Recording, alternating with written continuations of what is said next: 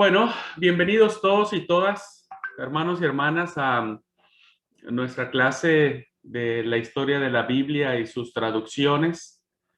Eh, la verdad que poder adentrarse al pensamiento de Dios es toda una fascinación, es, es todo también un desafío, porque estamos ante la presencia de un libro que ha sobrevivido milenariamente, y eso ya de sí mismo nos dice muchas cosas. Y, y bueno, creo que a veces, ¿no es cierto?, el mundo evangélico, y incluidos nosotros como, como cristianos, hemos desaprovechado mucho el tema de la profundización de las escrituras. Y pienso, hermanos, que eso nos ha limitado mucho para la comprensión de la misma, y sobre todo, no solo para satisfacer un morbo intelectual, sino más bien por ese asombro, por esa fascinación que tiene el texto bíblico de, de considerar que estamos ante la misma presencia de Dios en la palabra revelada. Y yo escuchaba a uno de mis profesores en una clase de maestría que tuve, que decía, los católicos, la Iglesia Católica tiene aproximadamente en ese momento entre 50 y 70 años que están leyendo la Biblia. Desde el Concilio Vaticano II, la Iglesia Católica dio la apertura a sus fieles para que ellos pudiesen tener el contacto directo con la Escritura. Porque antes las misas y evidentemente la lectura de la palabra se hacía en otro idioma, en latín. Y eso hacía que el pueblo católico, ¿no es cierto?, no tuviera un contacto directo con el texto bíblico. Y el profesor decía, el mundo católico tiene 50 años de estar leyendo la palabra, y nosotros los evangélicos tenemos 500 años. Eh, Considerando que a partir de la reforma de Lutero, y considerando a partir de las traducciones que se hicieron de la Biblia a los distintos idiomas, ¿no es cierto? Nosotros los evangélicos tenemos muchos años ya leyendo la palabra, tenemos eh, 500 años de leerla, pero es bien curioso, hermanos, hoy parece ser que el mundo católico conoce mucho más de la palabra que el mundo evangélico. Y por eso es que en una formación de nosotros como líderes, como pastores, como miembros de iglesia, estamos obligados, no sé si la palabra es correcta, pero permíteme utilizarla, estamos obligados a conocer la palabra. Somos la iglesia de la palabra, y por lo tanto estamos mucho más obligados a conocerla. Y por eso es que en una formación para un liderazgo, en el seminario, evidentemente tendríamos que llevar Biblia, porque ese es el sustento de nuestra fe. Todo lo que tengamos que ver en este seminario tiene que estar basado en la Escritura, ¿no? Así es que, bueno, teniendo en cuenta esta reflexión histórica y autocrítica de nosotros como evangélicos, como cristianos, ¿no?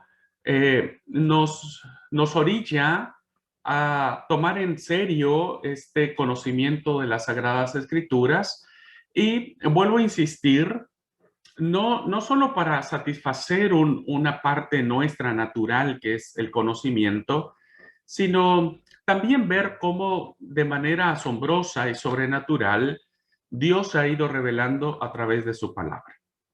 Bueno, esta clase, hermanos, va a necesitar mucha concentración de parte de todos, estaré subiendo y bajando un poquitito, principalmente en las diapositivas, pero sí necesitaría, ¿no?, que en esta clase pudiésemos tener los sentidos alerta, porque vamos a manejar una serie de informaciones que trataré de ser lo más, lo más claro, hermano, lo más pausado. Mi esposa me dice, no te vayas tan rápido. Trataré de... Le digo, es que si no me voy rápido se me va la idea. Ya a mí se me va la idea y ya no la encuentro nunca. Eh, y bueno, trataré de ser lo más pausado, hermanos. Vamos a entrar ya en terrenos en donde cuando uno se sumerge en, en los distintos posicionamientos respecto de la formación del canon bíblico, uno termina más mareado que otra cosa. Y, y es muy difícil para el profesor tratar de traducir toda esa información que uno tiene y plasmarla o volcarla lo más entendible posible para ustedes. Así es que vamos a tratar de hacer nuestro mejor esfuerzo ambos, hermanos, ustedes como alumnos tratando de poner su mejor esfuerzo para estar concentrados y yo para tratar de no irme tan rápido y de explicar despacio. Y al final, de todas maneras, vamos a tener un tiempo de preguntas y respuestas, ¿ok? Entonces, vamos a empezar a alargar algunas informaciones que me parecen importantes para poder enfrentarnos al texto bíblico ya cuando avancemos en nuestros trimestres, cuando entremos a Pentateuco, cuando entremos a los históricos, a los sapienciales, mucho más a los proféticos, y sobre todo cuando entremos al Nuevo Testamento. Entonces, necesitamos sí o sí, hermanos, empezar a alargar algunas informaciones que nos permitirán a nosotros encontrarle sentido a lo que en los trimestres posteriores vamos a estudiar. ¿Ok? Bien, déjenme entonces compartir la pantalla.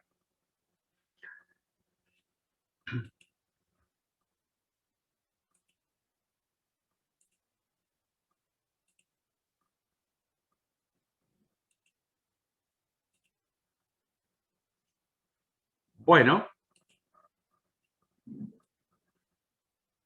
estamos entonces, hermanos, en la materia Historia de la Biblia y sus traducciones. Evidentemente, hermanos, esta materia no tiene que ver tanto con una exégesis bíblica del texto en sí misma, sino tratar de mirar los aspectos históricos que dieron paso al origen de la palabra del Señor. Recordemos, hermanos, que Dios está inserto en la historia y no porque la historia atrape a Dios, no porque la historia encierra a Dios, sino porque Dios es el Dios de la historia. Es un Dios que se revela en un plan de salvación, que se hace concreto, que se hace visible, palpable en la historia, en el presente, en el día a día del ser humano. Y entendemos entonces, hermanos, que como personas sujetas al tiempo y a la historia, el texto bíblico también está sujeto en su formación, en su compilación, a todo este aspecto histórico. Por lo tanto, entonces, para que nosotros podamos tener en nuestras manos un texto bíblico como el que tengo yo ahora, que es una Biblia, es mi Biblia, una Biblia que tiene conmigo más de 20 años, tuvo que pasar por estos procesos históricos y son algunos datos que serán importantes conocerlos para que a partir de allí podamos nosotros descubrir el fondo, el plan de salvación y sobre todo lo que Dios quiso hacer para revelarse. Entonces vamos a sumergirnos en lo que se le conoce como el canon bíblico. Esa será a partir de ahora nuestra materia. Y Vamos a hacer un breve repaso solo de la clase pasada porque esto es fundamental. Nosotros vimos tres conceptos, hermanos, que no deben ir nunca separados del abordaje histórico o exegético o doctrinal del texto bíblico, porque si nosotros sacamos estos puntos de nuestros análisis o de nuestros acercamientos al texto bíblico, corremos el riesgo de o hacer herejías o apartarnos de la fe. Y pienso que nadie quiere eso en la vida cristiana. Los tres conceptos que vimos, hermanos, tuvieron que ver con revelación, inspiración e inerrancia. Y dijimos, hermanos, que la revelación tiene que ver en la manera en que Dios se ha revelado o autorrevelado. Vimos la diferencia entre esas dos palabras y la autorrevelación tiene que ver más básicamente con el deseo de Dios, con la intención de Dios de poder revelarse al ser humano, ¿no? Entonces la revelación tiene que ver con el mostrarse Dios mismo, no solo en su creación, en sus criaturas, sino a sus criaturas. Entonces Dios se revela. Y lo vemos en la palabra. Y esa revelación, hermanos, fue inspirada, fue exhalada por Dios y Él usó a hombres para poner por escrito su palabra. Esa inspiración, ¿no es cierto?, hizo que Dios eligiera a personajes históricos concretos, personas de carne y hueso, diríamos, que no, no pasando por alto la impropia de cada persona, de cada escritor sagrado o personaje como escritor, Dios nunca pasó por alto eso, nunca avasalló la personalidad, la capacidad, la instrucción, la piedad, etcétera, etcétera, etcétera, que son propios o inherentes del ser humano, nunca los pasó por alto, pero el ser humano tampoco interpretó a Dios. El escritor sagrado, Dios puso en su mente lo que tenía que escribir y lo escribió, ¿no? Y eso dio paso a la inerrancia que dijimos de paso, ¿no es cierto?, que el texto bíblico es un texto que no contiene error, es un texto que es verdadero, que sus postulados son verdaderos, y que la coherencia que tiene el texto bíblico en un lapso de formación entre 1000 y 1500 años, hace, ¿no es cierto?, que haya habido una mano poderosa para salvaguardar el mensaje bíblico. Entonces, creemos que Dios, al ser el autor de la palabra, tuvo que salvaguardar su verdad y lo hizo, hermanos, para que nosotros pudiésemos descansar en una fe que no contiene error. Más adelante, cuando hablemos acerca de las traducciones de la Biblia, miraremos que hay errores no en el mensaje, sino en la transcripción del mensaje, pero eso lo tocaremos con mayor calma al momento que hablemos de las traducciones. Bueno, dejamos entonces a un lado el repaso y cuando nosotros hablamos de canon, hermanos, porque vamos a usar mucho esa palabra, no es una palabra que estemos muy familiarizados, ¿no es cierto? No, a menos que hayamos tenido un curso sobre Biblia y a menos que hayamos cursado algún estudio de seminario, no hay un contacto muy directo con la palabra que tiene que ver con el canon. Pero es muy importante que lo sepamos a efecto de nuestra materia. La palabra canon viene del griego canón, del hebreo cané, y a través del latín, que tiene una significación literal como vara recta o regla, ¿no? El canon, hermanos, tiene que ver con una vara, ¿no es cierto? Tiene que ver con una regla, diríamos, de dónde viene el sentido de norma o regla en sentido figurado. Literalmente es una vara recta. Cuando hablamos de canon, hablamos de una vara recta y en sentido figurado estamos hablando de algo que nos va a ayudar a medir, ¿no?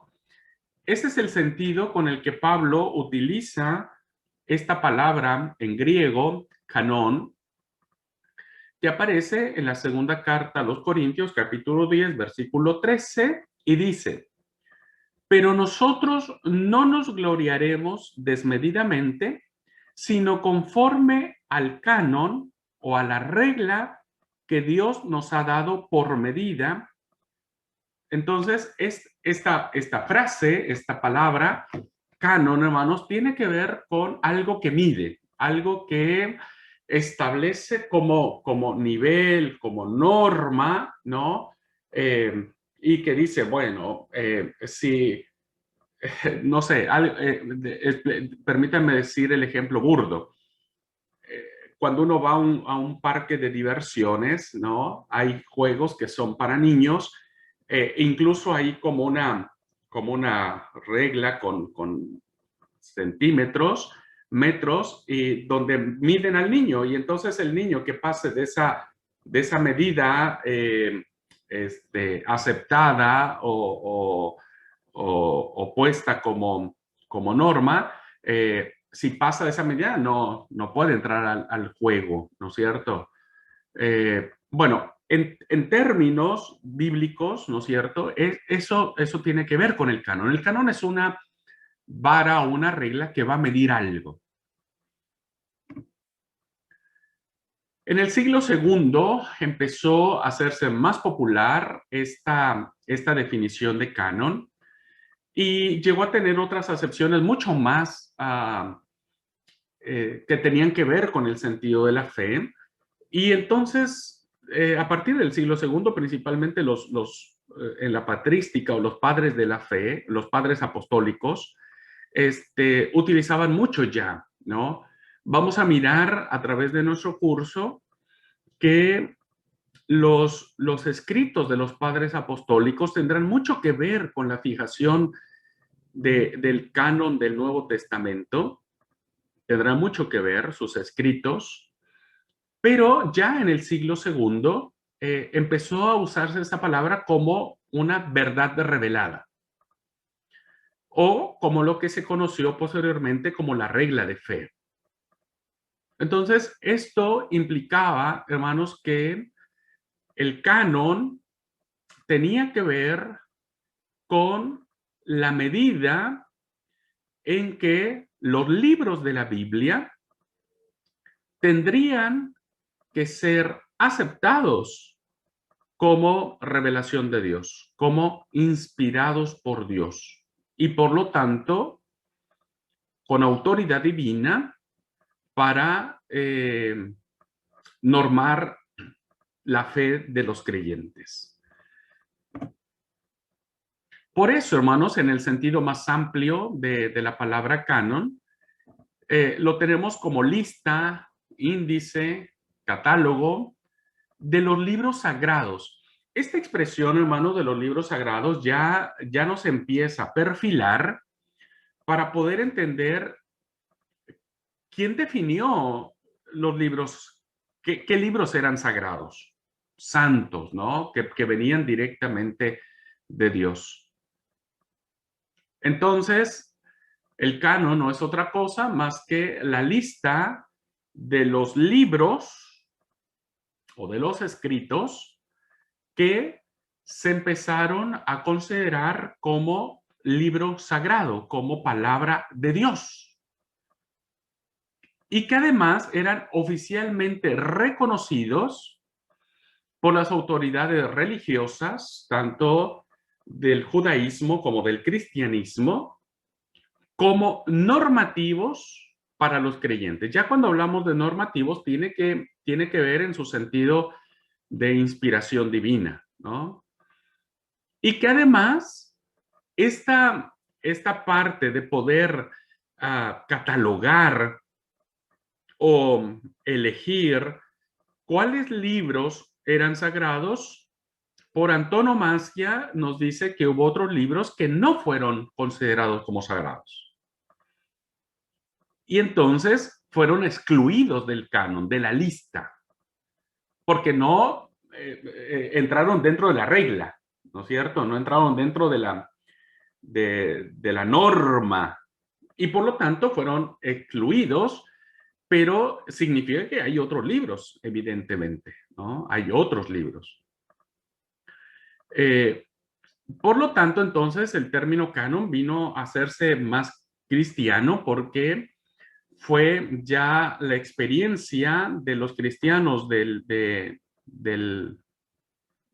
primer siglo en adelante, de la era cristiana, quienes tuvieron que copiar la canonicidad que ya los judíos habían hecho del Antiguo Testamento. Ya los judíos habían elegido, si me permiten usar esa palabra, los libros que eran considerados ya como palabra de Dios. Los cristianos tuvieron que hacer lo mismo, pero ahora con los libros del Nuevo Testamento. Con los libros del Nuevo Testamento. Entonces, cuando hablemos de canon bíblico, hermanos, estaremos hablando de aquellos libros entonces que fueron elegidos como libros sagrados, como palabra de Dios. Esto entonces nos hace preguntarnos dos cosas. ¿Cuáles son los libros que fueron inspirados por Dios? ¿Cuáles son? ¿Y por qué incluimos los libros que nosotros incluimos dentro de nuestra Biblia y que hemos aceptado por fe que esos libros que están allí en esa lista, en ese índice que todos tenemos en nuestras Biblias, son palabra de Dios? Y entonces, hermanos, estamos entrando en el terreno de esas preguntas que son muy válidas, sobre todo para aquellos que estamos conscientes de nuestra necesidad y de nuestra obligación, déjenme decirlo de esa manera, para conocer cómo se formó la Biblia. A veces pensamos, hermanos, que la Biblia se formó y siempre se manejó en el formato que nosotros lo tenemos hoy o que lo conocemos hoy. Pero la verdad es que la formación del texto bíblico fue mucho más interesante de lo que hoy nosotros podemos palpar como un libro encuadernado en pasta de piel. ¿Cómo se transmitió ese texto bíblico? ¿Cómo se transmitió el mensaje que está encerrado en los libros que nosotros hemos considerado como inspirados por Dios y que por eso se han incluido dentro del canon? Pero ¿quién los incluyó? ¿Quién dijo estos sí, estos no?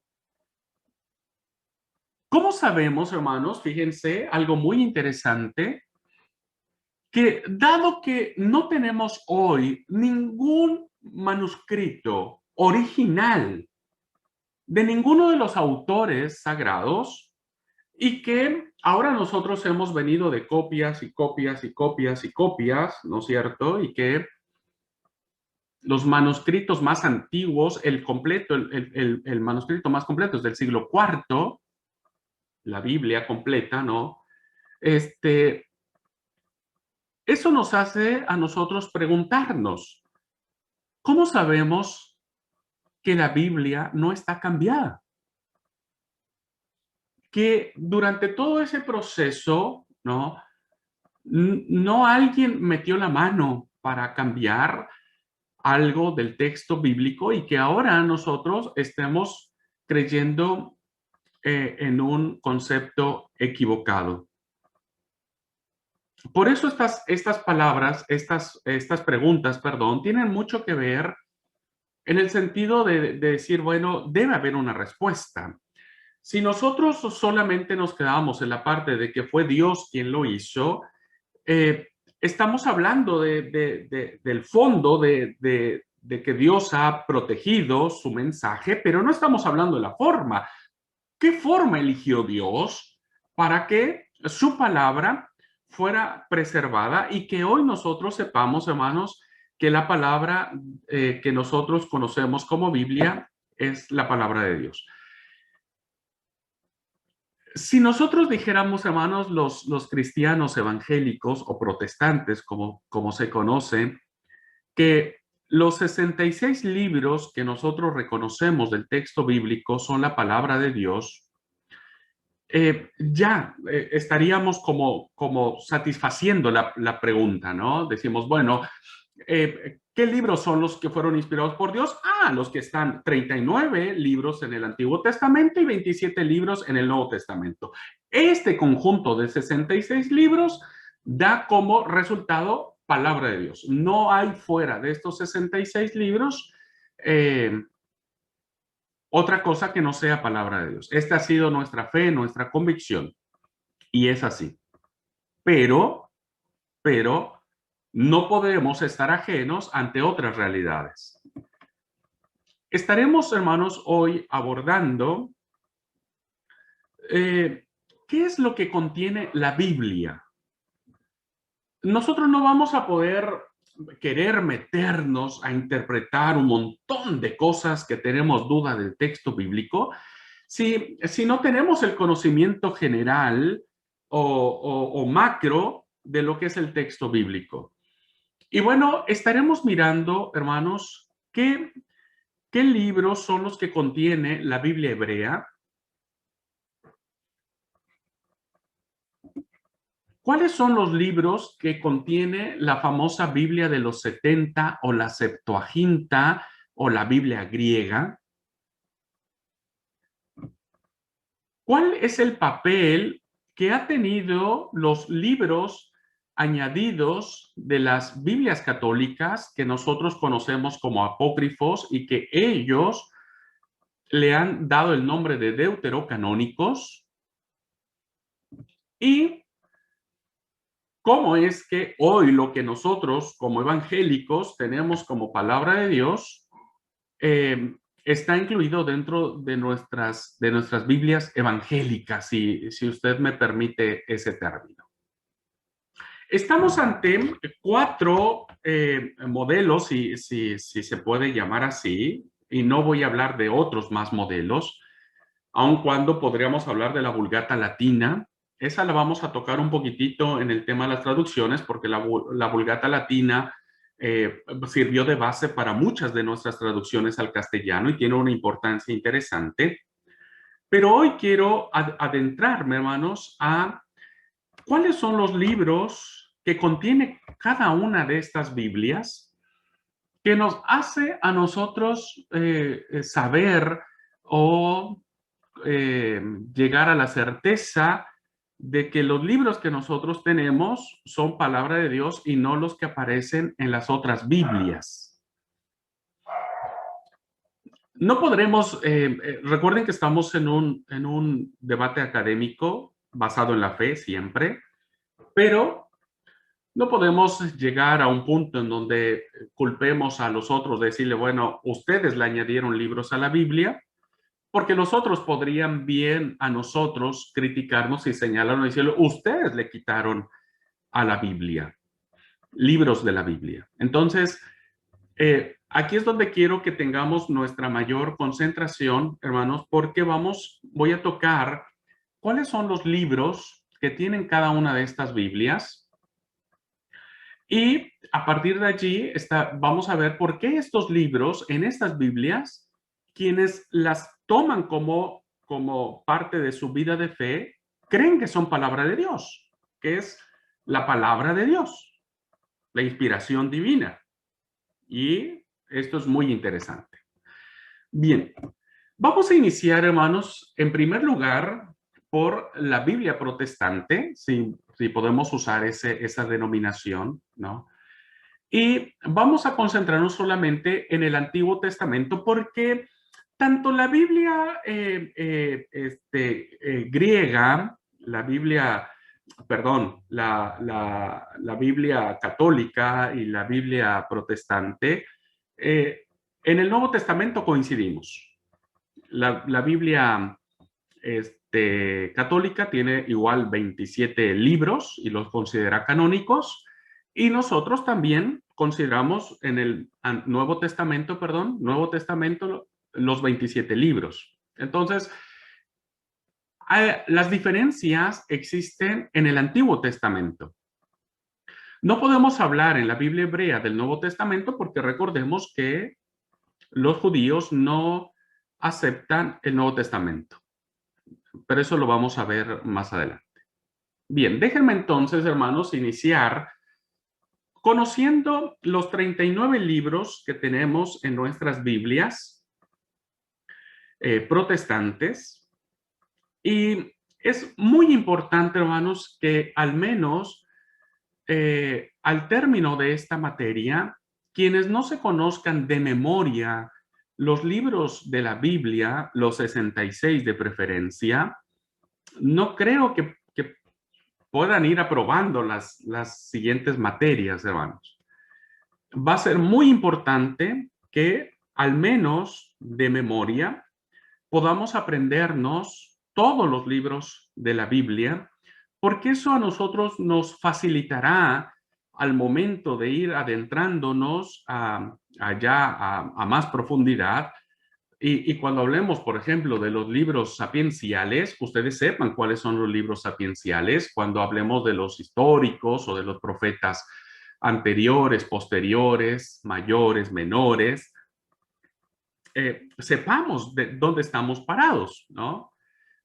Hay veces que habemos cristianos que ni siquiera no sabemos el orden de los libros de la Biblia, y es muy lamentable que a veces los predicadores batallamos mucho cuando citamos un texto de la Biblia, por ejemplo, del profeta Ageo, y todos empiecen a buscar al profeta Ageo desde Génesis. Esa acción, hermanos, denota un desconocimiento total del texto bíblico. Por lo tanto, la tarea de todos ustedes, hermanos, desde ya, es aprenderse de memoria, sí o sí, los 66 libros de la Biblia, 39 del Antiguo Testamento y 27 del Nuevo Testamento. Tradicionalmente, hermanos, dicho esto, la verdad que no sé, ahorita en las preguntas voy a preguntar, ¿quién se sabe de memoria los 39 libros? Tradicionalmente hemos agrupado estos 39 libros en 4 secciones que se conocen como la primera sección como el Pentateuco, la segunda como los libros históricos, la tercera como poéticos o sapienciales. Cuando hablamos de sapienciales, porque estamos hablando de los libros que tienen la sabiduría, son libros de sabiduría, y los libros proféticos. Yo aprendí desde pequeño, ¿no es cierto?, que había dos divisiones en el tema de los libros proféticos y se le conocen de manera clásica como los profetas mayores, hablando de los grandes profetas, Isaías, Jeremías, Ezequiel y Daniel, los grandes profetas, y los profetas menores a partir de Oseas hasta Malaquías. Pero de manera entonces, hermanos, tradicional, tenemos 4 secciones que se agrupan los 39 libros que nosotros hemos considerado como texto sagrado, como libros sagrados, como palabra de Dios, ¿no? Revelación, inspiración, inerrancia. Cuando hablamos del Pentateuco, hermanos, entonces estamos hablando de los 5 primeros libros de la Biblia, que son Génesis, Éxodo, Levítico, Números y Deuteronomio. A esos primeros 5 libros de la Biblia estamos hablando como Pentateuco. Los nombres que nosotros estamos viendo en nuestras Biblias, hermanos, son nombres griegos. Nosotros utilizamos nombres griegos para referirnos a los textos de la Biblia del Antiguo Testamento. Por lo tanto, Pentateuco, hermanos, es un nombre griego que le hemos dado a los 5 libros primeros de la Biblia, porque penta significa 5 y teujos significa estuche. Es decir, Pentateuco viene siendo como el lugar, el estuche, el baúl, qué sé yo, como podría darse en cada lugar, donde se guardan los 5 libros primeros de la Biblia. Entonces, tanto Génesis, Éxodo, Levítico, Números y Deuteronomio son nombres griegos que se los debemos gracias a la Biblia griega, a la Biblia de los 70, como lo vamos a ver más adelante. Una vez que dejamos el Pentateuco, estamos abordando entonces los históricos.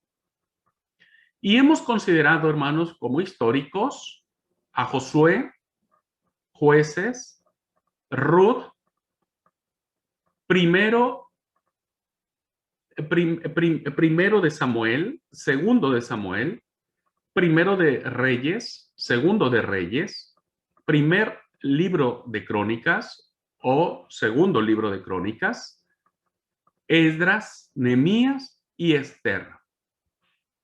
Este es el conjunto, hermanos, de libros que nosotros hemos considerado como históricos, porque, como la palabra misma lo dice, desarrollan la historia de Israel una vez que cruzó el río Jordán y empiezan a conquistar la tierra prometida.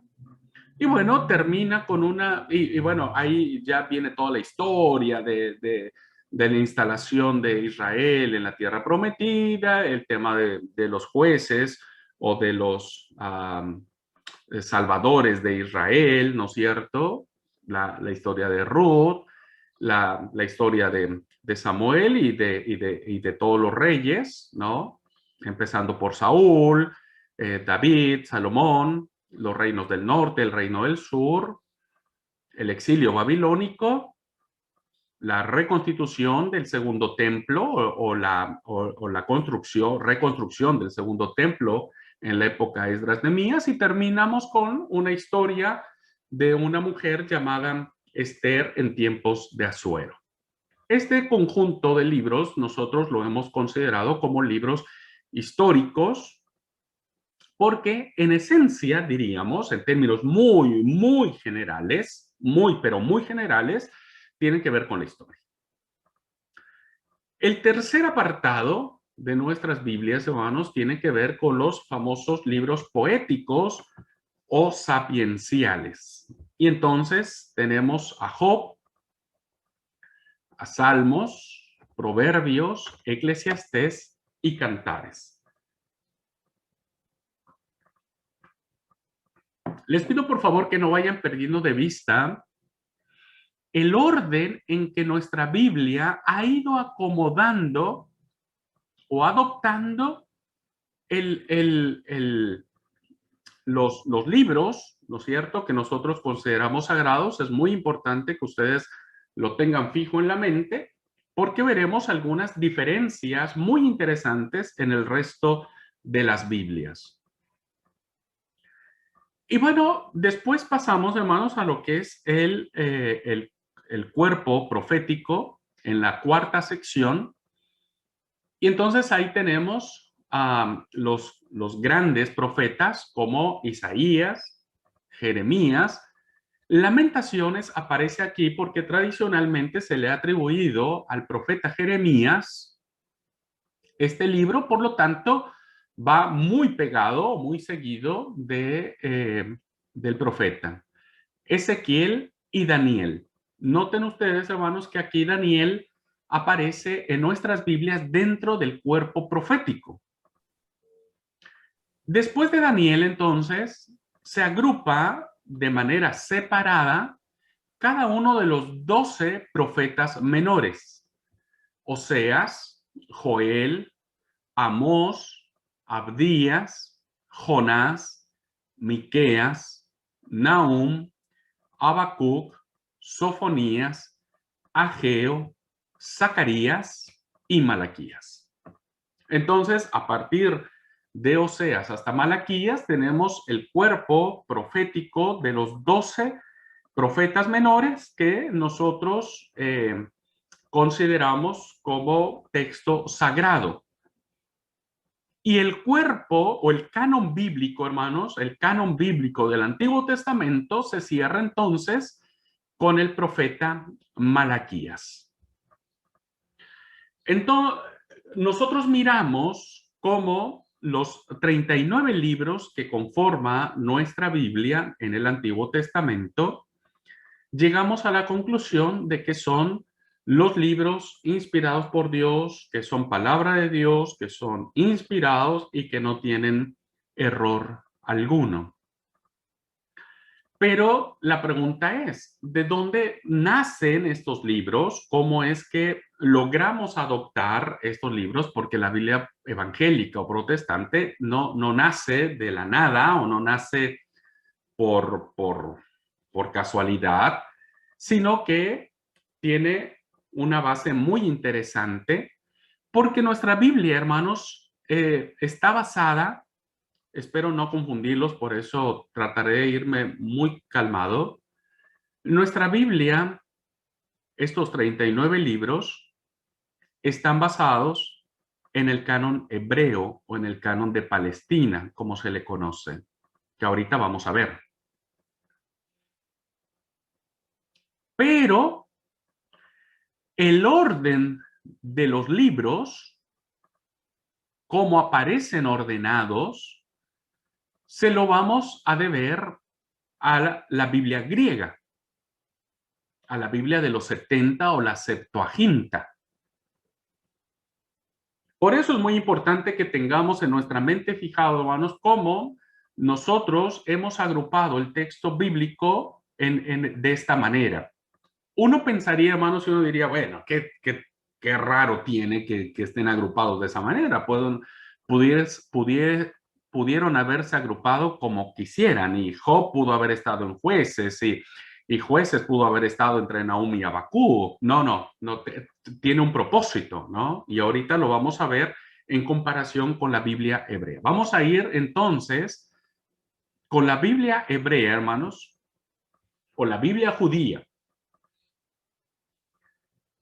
Esta Biblia, hermanos, es una traducción, este dato que estamos teniendo en pantalla es del texto masorético de la Biblia de Sturgartensia, perdón, hermanos, porque no hablo muy bien el alemán, Sturgartensia, porque es la Biblia, hermanos, que traduce, ¿no es cierto?, el hebreo, y se dice con ese nombre porque fue impresa en Stuttgart, Alemania, y es una de las últimas versiones muy interesantes de texto hebreo, del texto hebreo. Bien, empezamos a notar algunas diferencias. Nosotros teníamos 39 libros, ¿recuerdan? ¿Cuántos libros tiene la Biblia judía o la Biblia hebrea? 24. La pregunta es, ¿tiene menos libros entonces la Biblia hebrea? Nosotros tenemos 39 y ellos tienen 24, entonces algo no concuerda. No, son los mismos. Es el mismo número, solo que como vamos a mirar, ¿no es cierto? Están agrupados de diferente manera. Bien. A diferencia de nuestras Biblias, las Biblias hebreas, hermanos, solamente están divididas en 3 secciones o en 3 partes, que es la Torá o la ley, los Nevi'im, que vendrían siendo los profetas, y los Ketubim, que vendrían siendo, hermanos, los escritos.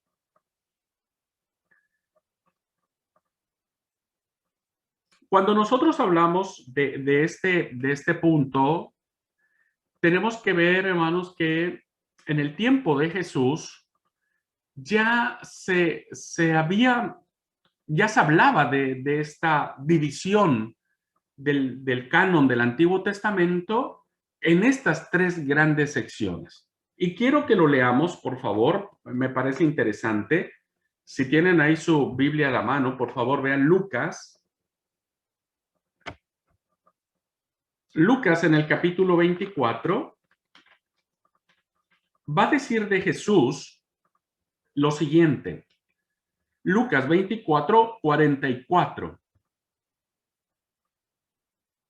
Y dice, Él les dijo, estas son las palabras que os hablé, estando aún con vosotros, que era necesario que se cumpliese todo lo que está escrito de mí en la ley de Moisés, ley, Torá, en los profetas, Nebijim, los profetas, y en los salmos, Ketubim.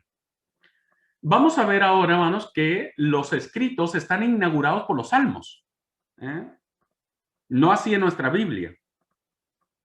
Entonces, ya en el tiempo de Jesús, al parecer, ya estaba fijado más o menos, ¿no? Ya era muy aceptado de manera amplia dentro de la comunidad judía. Los libros que nosotros hoy tenemos en pantalla, divididos en estas secciones, la Torá, los Nebijim y los Ketubim, que si uno hace el acróstico de esas palabras, tenemos lo que se le conoce como la Tanaj. Tanaj, Ta, que tiene que ver con Torá, Na, que tiene que ver con los Nebijim, y Ka, que tiene que ver con los Ketubim. Ley, profetas, escritos. Y entonces ya desde en el tiempo de Jesús, nosotros encontramos que estos libros ya estaban básicamente aceptados. Y no fue, lo vamos a ver más en una clase más, solo adelanto un poco. Se dice por los estudiosos que en el concilio de Jamia, después de la destrucción del templo el año 70, después, el rabino Saki convoca un concilio y parece ser que allí, en el 80, 90 aproximadamente del primer siglo, es que de manera oficial se reconoce ya. No es que en ese concilio se deciden qué libro, simplemente se hace una confirmación formal de que estos libros que tenemos en pantalla es palabra de Dios. Bien, la primera diferencia que encontramos, hermanos, en la Biblia hebrea es que ellos no lo manejan como Pentateuco, sino como Torá, la Torá. Y la Torá, hermanos, es una palabra hebrea que significa instrucción, ¿no? Es la instrucción. Y yo ya lo había comentado en algún momento, la Torá para los judíos, hermanos, es como el Santísimo para los católicos, ¿no? Porque reconocen a los profetas, ¿sí? Reconocen a los profetas anteriores, posteriores, reconocen los escritos, pero para ellos, hermanos, la parte más fuerte, la más importante, la más venerable, incluso la más venerable, es la Torá. Y la Torá estará compuesta por los primeros 5 libros de la Biblia, que seguimos usando ahora el término griego, ¿no? Aun cuando en la Biblia hebrea no aparecen estos términos de Génesis, Éxodo, Levítico, Números y Deuteronomio. Incluso, si ustedes leen un índice, encontrarán, ¿no? Más allá de no saber mucho de hebreo, encontraremos que en las Biblias hebreas, por ejemplo, Génesis es Bereshit, que tiene que ver con la primera frase o palabra que aparece en cada uno de estos libros. Bereshit significa principio, en el principio, ¿no? el principio. Éxodo, hermanos, empezará, estos son los nombres. Levítico llamó Jehová a Moisés. Números en el desierto. Y Deuteronomio, que es Devarim, porque los otros no me acuerdo cuál es la denominación en hebreo. Devarim es Deuteronomio, que significa estas son las palabras. Pero no hay ningún cambio. Hasta acá, hasta este momento, hermanos, no tenemos ningún cambio de la Biblia hebrea y de nuestras Biblias. Seguimos manteniendo los 5 primeros libros. Donde va a cambiar, hermanos, donde va a ser diferente, es en el tema de los profetas. Y la Biblia hebrea, hermanos, va a dividir el cuerpo profético en 2 grandes grupos que se le llamarán los profetas anteriores y los profetas posteriores. Y entonces empiezan ellos, los profetas anteriores, con Josué, jueces, y si se dan cuenta, no aparece Ruth acá. Y Ruth, hermanos, no es que hayan eliminado el libro de Ruth, sino simplemente que lo van a meter en el otro cajón, diríamos, que se le conocen como los escritos. Y estará entonces Samuel y Reyes. Primero de Samuel, segundo de Samuel, primero de Reyes, segundo de Reyes. Y no aparecerán las crónicas aquí, mucho menos Esdras, Nehemías ni Esther. Para ellos, hermanos, los profetas tienen que ver con algo muy interesante. Si ustedes se dan cuenta, ¿no?, que la historia para los hebreos tiene una connotación profética. A diferencia de lo que nosotros podríamos considerar como un aspecto histórico, histórico es conocer los aspectos del pasado, para el pueblo hebreo, para el pueblo judío, la historia, hermanos, no es conocer asuntos del pasado, sino realmente tener un sentido profético. Por eso es que inmediatamente de la Torá viene el cuerpo profético, porque para ellos, ¿no?, la profecía no era otra cosa más que traer un mensaje de Dios. Ese era básicamente el concepto que se tenía respecto de la profecía, traer un mensaje de Dios. ¿Y cuál era el mensaje de Dios en el contexto profético? No era la adivinación del futuro, como las religiones paganas o antiguas consideraban al profeta como el adivino, como el que mira y adivina el futuro y los presagios, sino más bien el profeta bíblico, ¿no?, tiene que ver no con el futuro, sino con su presente. La historia, entonces, profética es conocer cómo Dios nos ha llevado a estar donde estamos. Y por eso arranca con jueces, ¿no? El tema de los profetas anteriores. Cómo Dios empieza a llevar a su pueblo, ¿no?, y lo lleva de tal manera que empieza a marcar el rumbo de la historia en un sentido profético. Y por eso considera, hermanos, que los profetas anteriores son muy importantes. Y entonces nosotros, por ejemplo, hermano, miraremos cómo en el libro de Samuel veremos a Saúl y a David, ¿no? Y aun cuando diríamos en términos muy humanos, los pecados de Saúl fueron muy pequeños y los pecados de David fueron muy grandes, Dios elige desechar a Saúl y decide amar a David.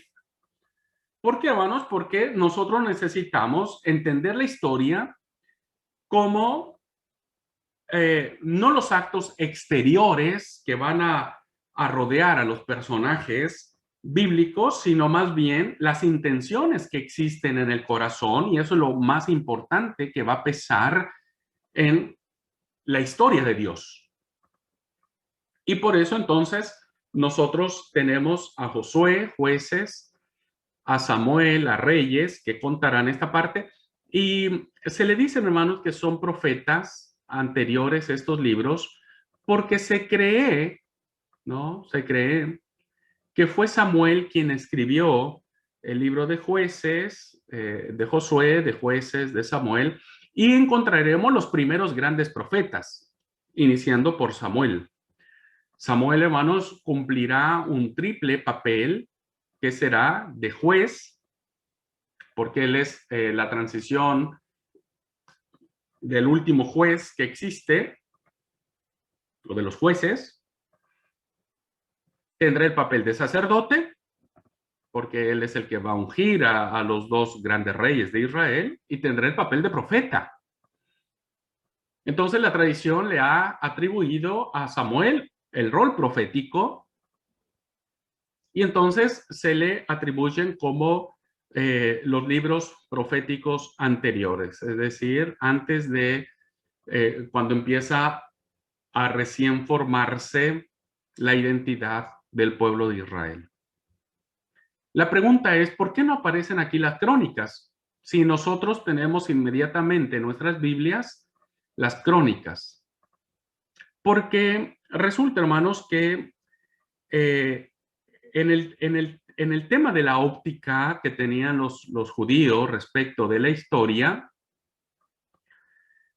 los libros de los reyes, ¿no? Estarán viendo la historia profética de ellos, porque recuerden, si han leído el libro de los reyes, mirarán cuáles son, no hay mucha, ¿cómo es? Mucha información de todo lo que hicieron en sus reinados, social, cultural, económico, político, etcétera. Sí hay datos sobre ellos, pero será más inclinado el libro de los reyes a ver las intenciones que estos reyes, tanto del norte como del sur, han tenido respecto de la fe en Jehová. Entonces, los libros de los reyes, hermanos, mirarán la historia desde la óptica profética, ¿no? Pero no así el libro de las crónicas. El libro de las crónicas lo mirará más de la óptica sacerdotal. Entonces, miraremos, hermanos, interesantes diferencias cuando lleguemos a esos libros, porque las crónicas parecen ser una repetición de los reyes. Si ustedes también han tenido la oportunidad de leer las crónicas, se darán cuenta que parece ser una repetición, pero no es una repetición. Los libros de las crónicas tienen un enfoque profundamente sacerdotal y no así profético. Ya lo miraremos en su momento. Luego, hermanos, tenemos los profetas posteriores. Inaugura este tema Isaías, Jeremías, Ezequiel, ¿no? Y vienen, hermanos, los 12 profetas menores, que en las Biblias hebreas es un solo rollo. Es decir, los 12 que nosotros agrupamos, no que agrupamos, que separamos más bien, en la Biblia hebrea lo agrupan en un solo rollo. En un solo rollo. Y en ese rollo aparecen los 12 rollitos o los 12 libros que nosotros consideramos como profetas menores. Pero ellos no lo separan, sino lo tienen en un solo rollo. Y después, hermanos, tenemos los escritos. Los escritos, en palabras de un gran autor, José Luis Sicre, dicen que es como la cajita, ¿no es cierto?, en donde los judíos dijeron, bueno, tenemos estos libros, ¿dónde los metemos? No los podemos meter en la Torá, no los podemos meter en los profetas, bueno, metámoslo en una cajita donde estén todos los libros y sin alguna denominación. Se denominan escritos porque estos, hermanos, ya fueron o recopilados de manera tardía o redactados de manera tardía. Y entonces aparecen ya en una sección última, diríamos, de la Biblia hebrea. Y es muy importante mirar que inaugura la sección de los escritos el tema de los salmos. Porque los salmos, hermanos, es una recopilación de aproximadamente 800 años de, de vida, diríamos. Los salmos recogen cantos antiquísimos y cantos que se ubican en el segundo templo ya, en tiempos de sequías. Hay cantos que se cantan, que se transcriben, que se recopilan, y por eso es que están en el primer lugar, diríamos, ¿no? Puede ser que haya cantos muy antiquísimos, ¿no? En la época de David principalmente, pero se recopilan ya mucho tiempo después, incluso en el segundo templo. Y es muy interesante que inaugure el libro de los Salmos, la sección de los escritos, porque los Salmos estará dividido en 5 grandes libros. Y el número 5 para el judío es muy importante porque lo remite a la Torá. Entonces, los Salmos serán muy valorados por el judaísmo, ¿no es cierto? Y entonces lo colocarán en primer lugar de esta sección de los escritos. Bueno, después viene Job, ¿no? Proverbios, y después vienen los 5 rollitos, hermanos, que se le conocen, los Mejillot, que es Ruth, Cantares, Eclesiastés, Lamentaciones y Esther. Estos 5 libritos o rollitos, como se le conocen, hermanos, ya miraremos cuando veamos cómo entraron estos libros dentro del canon, porque hubo algunos de ellos que pasaron muchos años para que se reconocieran como palabra de Dios. Son rollos o son historias o son hechos, ¿no es cierto?, que también son tardíos, que se ubican dentro de la época del Segundo Templo, pero que son muy valorados por el judaísmo. Tan es así que estos son los libros que se leen, cada uno de ellos, en las 5 principales fiestas judías que existen, ¿no? Entonces serán muy importantes los 5 libritos que aparecen en los escritos.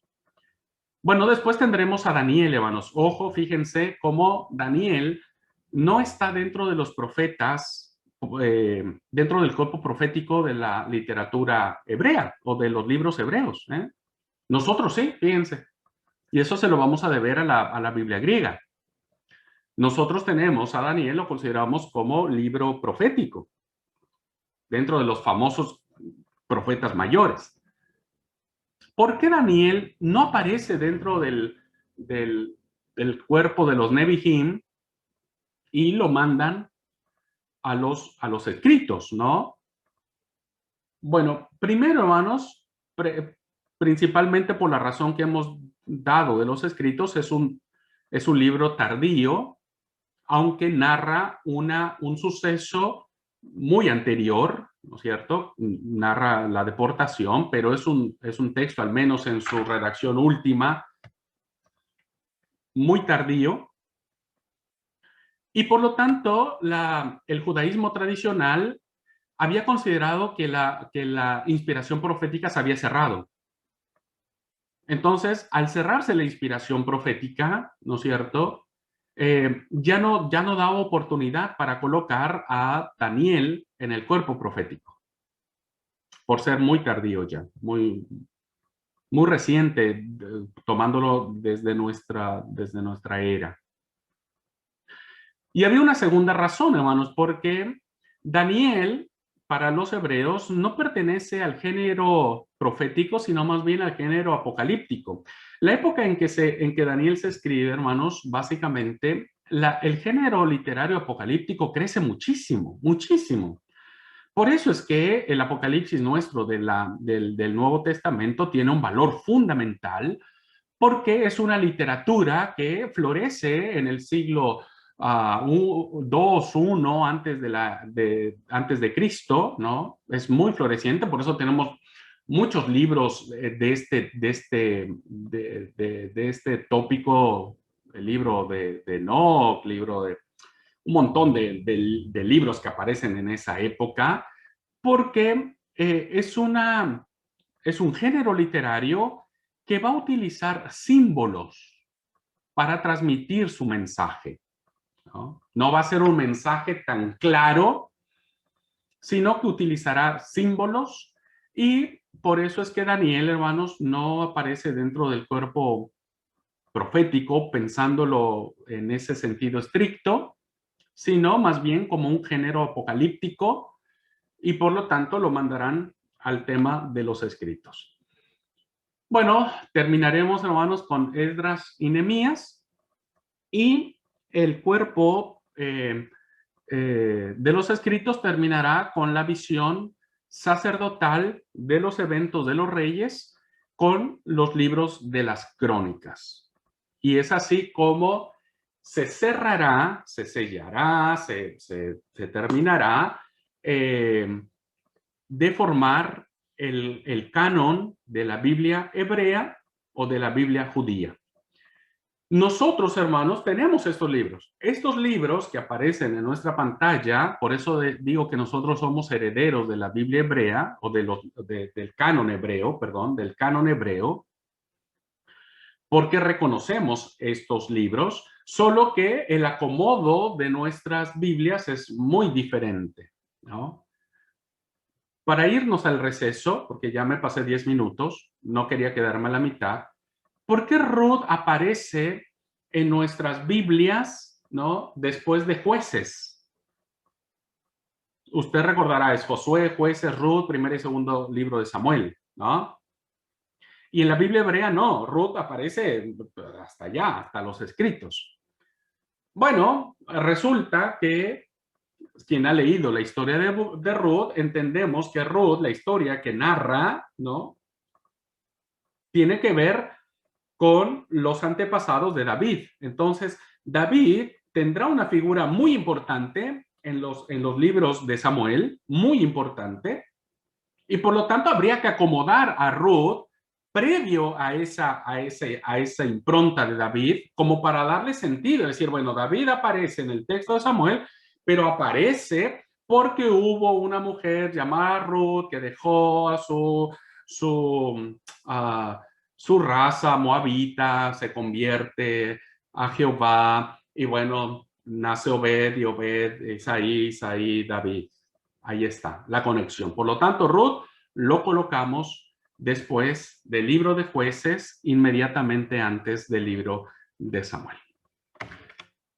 Bien, vamos a dejar hasta acá, hermanos, para irnos al receso, y vendremos a ver lo que son los libros de la Biblia hebrea, la Biblia griega, o la Biblia de los 70, y miraremos la importancia que esta Biblia tiene para la conformación del canon nuestro, ¿no? Y por qué nosotros no aceptamos algunos libros que aparecen en esta Biblia. Ok, entonces vamos a tomar 5 minutitos, hermanos.